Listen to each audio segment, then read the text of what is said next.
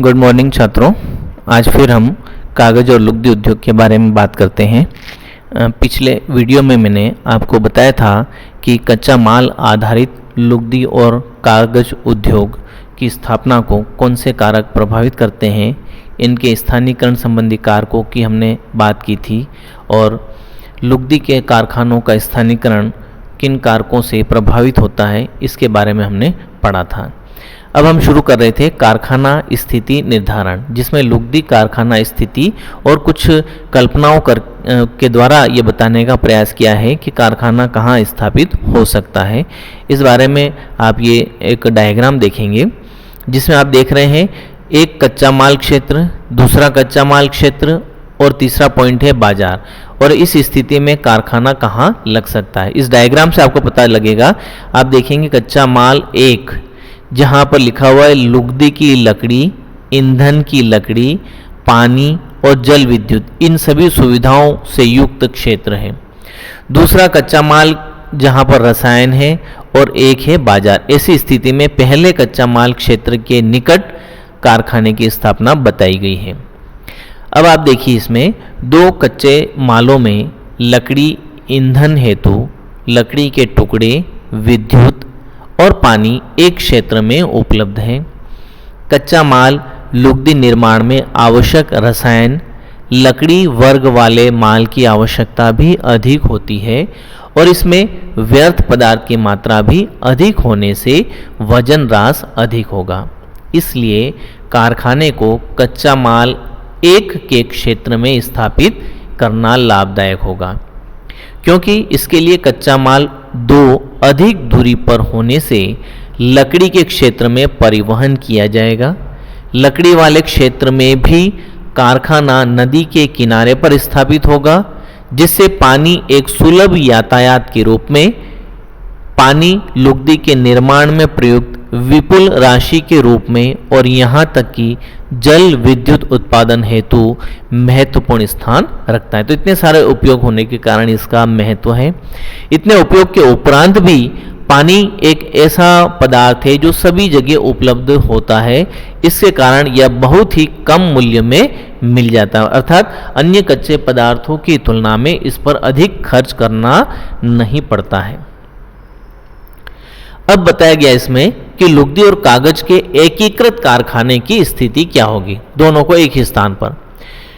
लुगदी और कागज निर्माण प्रक्रिया के आधार पर दो स्पष्ट उद्योग लगते हैं, दो अलग अलग उद्योग लगते हैं, लेकिन इनकी अलग अलग स्थापना बहुत कम देखी गई है। लुगदी के अतिरिक्त कागज भेजना लाभदायक होता है। क्यों? क्योंकि इसका प्रति इकाई मूल्य लुगदी की तुलना में अधिक है। इसके अलावा इन दोनों का संयुक्त रूप से एक ही स्थान पर कारखाना स्थापित करने के अनेक लाभ हैं।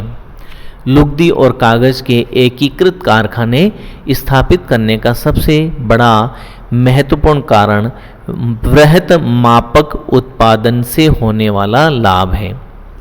वृहत पैमाने पर उत्पादन करने से उत्पादन की मात्रा बढ़ती है और साथ ही प्रति इकाई खर्च कम आता है।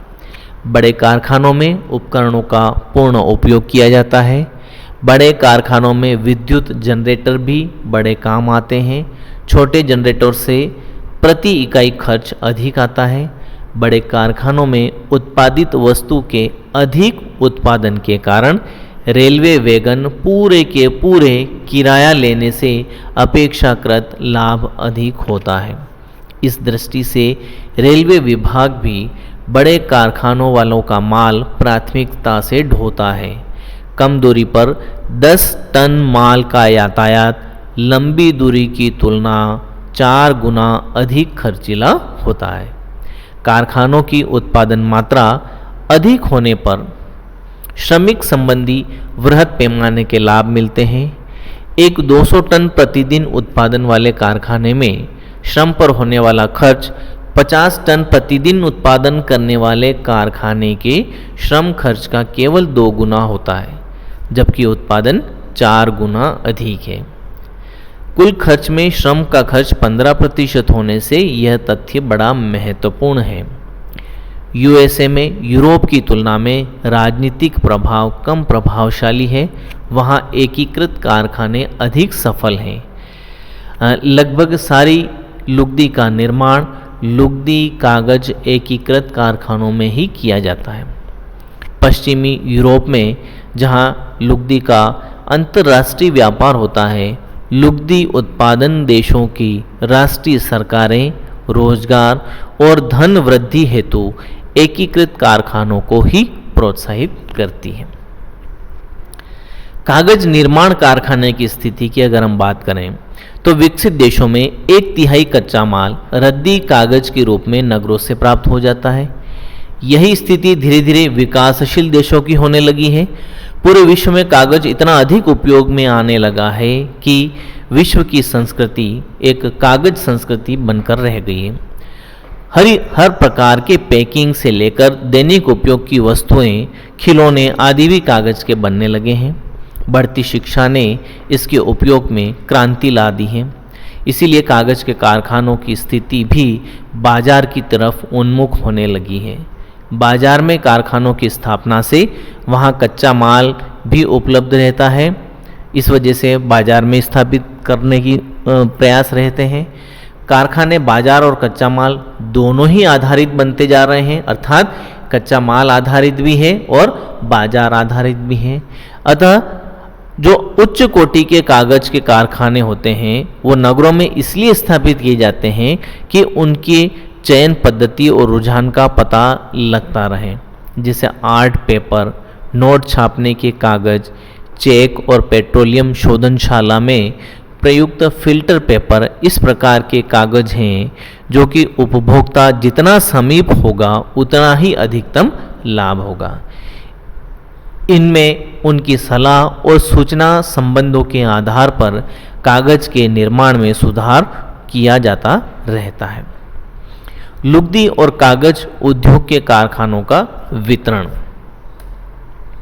इसमें हम ये देखेंगे कि इनका वितरण कहाँ कहाँ पर है। सामान्य रूप से आपको यहाँ ध्यान रखना है कि विश्व में लुगदी और कागज के कारखानों का वितरण सामान्यतः वनीय क्षेत्रों में अधिक दिखाई देता है। जो वन क्षेत्र होते हैं वहाँ लकड़ी आसानी से उपलब्ध हो जाती है और उसमें भी जो नरम लकड़ी के क्षेत्र हैं वहाँ पर इनका विस्तार अधिक है।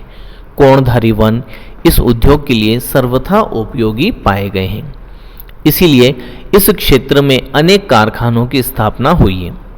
यूरोप और उत्तरी अमेरिका के कोणधारी वनों की नरम लकड़ी के कारण, अभी मैंने आपको बताया था, वहाँ विश्व में सबसे अधिक कारखाने और उत्पादन दोनों किए जाते हैं। उत्तरी अमेरिका में कोणधारी वनों के दक्षिण भाग में, स्वीडन के सागरी तट के निकट, फिनलैंड और नॉर्वे के उत्तरी तटों पर, सोवियत संघ के उत्तरी तट पर कच्चे माल और बर्फीले धरातल से विपुल जल राशि पर आधारित सस्ती जल विद्युत के कारण इनके कारखानों की स्थापना की गई है।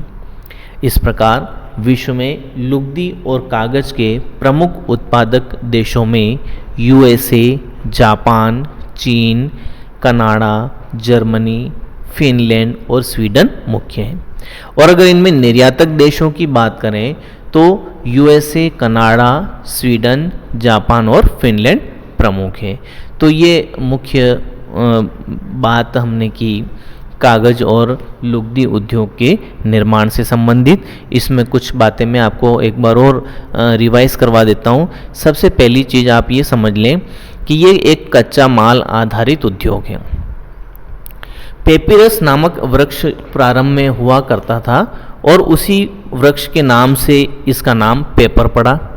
चीन में इसका उपयोग होने लगा था शुरुआत में, और जहाँ लकड़ी का अभाव था वहाँ रेशम के चिथड़ों से इसका उपयोग होने लगा।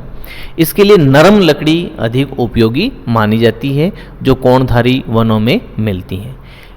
लुगदी बनाने की जो क्रियाएं हमने देखी थी, यांत्रिक और रासायनिक विधि, जिसमें रासायनिक विधि अधिक उत्तम थी। अब हमने देखा लुगदी और कागज के स्थानीयकरण के कारक, जो आपके कच्चे माल, स्वच्छ जल, परिवहन की सुविधाएं, बाजार, श्रम की निकटता, शक्ति की आपूर्ति, ये इसके स्थानीयकरण को प्रभावित करने वाले कारक थे। फिर हमने विश्व के महाद्वीपों के अंतर्गत देखा, यूरोप सबसे अधिक इसका उत्पादक करता है और उपभोग की दृष्टि से जो विकासशील देश है वहाँ इसका उपयोग निरंतर बढ़ता जा रहा है। उद्योग स्थानीकरण के अंतर्गत कागज और लुगदी दो अलग अलग प्रक्रिया हैं, लेकिन खर्च बचाने की दृष्टि से दोनों का एक ही स्थान पर उत्पादन होने लगा है। सेल्यूलोज इसके अंतर्गत एक प्रमुख कच्चे पदार्थ के बारे में बताया गया है। लुगदी के स्थानीकरण के अंतर्गत हमने 4 पॉइंट देखे थे: कच्चे माल का प्रभाव, संसाधन स्थिति प्रभाव, विद्युत शक्ति प्रभाव और जल का प्रभाव। इसके बाद हमने बात की थी आपके लुगदी कारखाना स्थिति की। इसमें दो अलग अलग अगर कच्चे माल स्रोत हैं तो ऐसा क्षेत्र जहां लुगदी की लकड़ी, ईंधन की लकड़ी और जल सुविधाएं या जल विद्युत उत्पादन क्षेत्र के निकट वाला भाग है, वहां उद्योग की स्थापना की जा सकती है। और एकीकृत कारखानों का जो चलन बढ़ा है उसके बारे में हमने अंत में बात की थी, और इनका जो वितरण है वो कोणधारी वनों में, वनीय क्षेत्रों में अधिक पाया जाता है। तो इस प्रकार कागज और लुगदी उद्योग का टॉपिक हमारा यहीं समाप्त होता है। अगले वीडियो में हम अगले टॉपिक के बारे में पुनः बात करेंगे। तब तक के लिए थैंक यू।